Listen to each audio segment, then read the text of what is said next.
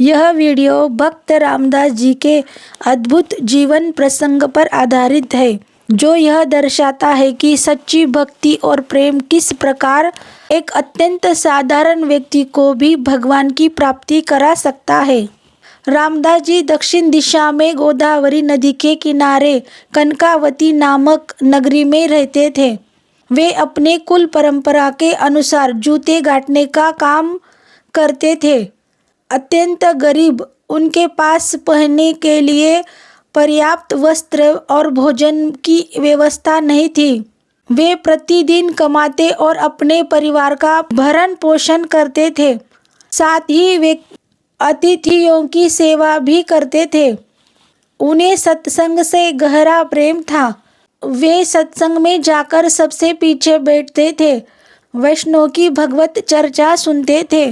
पढ़े लिखे न होने के कारण उन्हें बातें पूरी तरह समझ नहीं आती थी, लेकिन जब नाम कीर्तन होता था वे भाव में डूबकर नाचने लगते थे।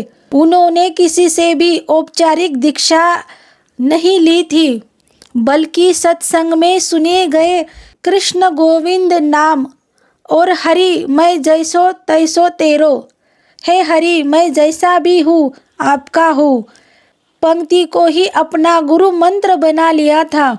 वे निरंतर इसी पंक्ति का गुणगान और चिंतन करते थे, जिससे उनके हृदय में भगवत के प्रति गहरा संबंध स्थापित हो गया था। एक दिन एक चोर मंडली ने धनिक भक्त के घर से शालिग्राम भगवान को उनके स्वर्ण सिंहासन और छत्र सहित चुराया। सिंहासन और छत्र को चुराने चोरों के काम न आया, लेकिन चोरों ने शालिग्राम को एक साधारण पत्थर समझा।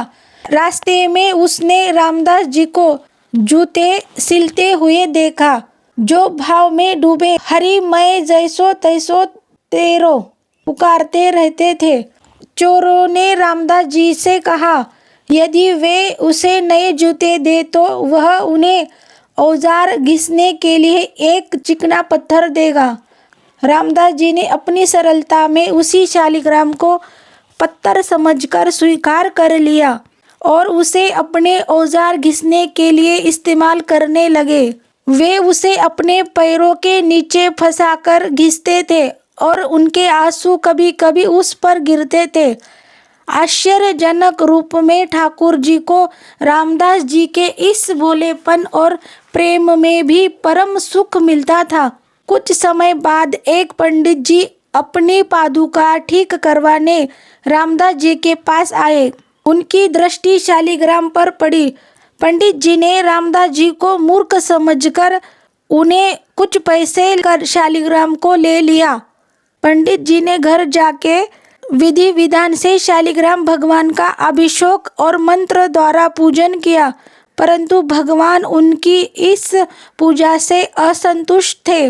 रात में भगवान ने स्वप्न में एक वैष्णव का रूप धारण करके पंडित जी से कहा कि उन्हें रामदास जी की सूखी रोटी और उनकी आह भरी पुकार ने खरीद लिया है। भगवान ने समझाया कि उन्हें रामदास जी के आंसू और उनके चरण स्पर्श से जो सुख मिलता था वह पंडित जी के वैदिक मंत्रों और पंचामृत अभिषेक से अधिक प्रिय था। पंडित जी को अपनी गलती का एहसास हुआ और बोले, और वे शालिग्राम को लेकर रामदास जी के घर गए। जब रामदास जी को यह पता चला कि वह पत्थर नहीं साक्षात शालिग्राम भगवान थे, तो वे अपने कृत्य पर बहुत ही रोए और खुद को अपराधी कहने लगे। उन्होंने अपनी छोटी सी झोपड़ी में शालिग्राम को रखा।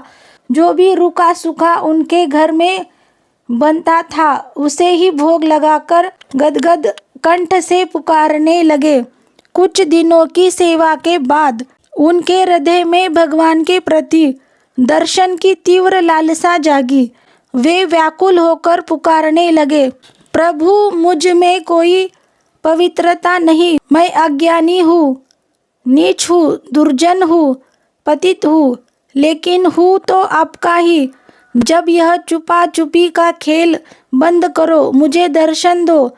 उनकी यह विकलता इतनी तीव्र हो गई कि वे नाचने लगे, रोने लगे और बार बार कहने लगे, अब उनके बिना जिया नहीं जा रहा।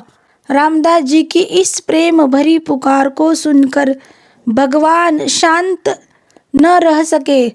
वे वैष्णव वेश में उनके घर आए और उनकी भक्ति की परीक्षा ली। उन्होंने रामदास जी से कहा कि भगवान के दर्शन बड़े दुर्लभ होते हैं, बड़े बड़े योगी मुनि भी उन्हें नहीं पाते, तो तुम जैसे साधारण मनुष्य को कैसे दर्शन मिलेंगे। यह सुनकर रामदास जी का हृदय फट गया, लेकिन उनका निश्चय दृढ़ रहा। वे कहने लगे, मेरा हृदय कहता है कि प्रभु मुझे मिलेंगे। मेरे स्वामी बड़े करुणा सिंधु है, मुझे अवश्य दर्शन देंगे। उनकी यह अटूट श्रद्धा और विकलता देखकर भगवान श्याम सुंदर अपने वास्तविक तेजोमय रूप में प्रकट हो गए। रामदास जी आनंद में डूब गए। उन्होंने बार बार प्रणाम किया और प्रभु के श्री चरणों का स्पर्श किया।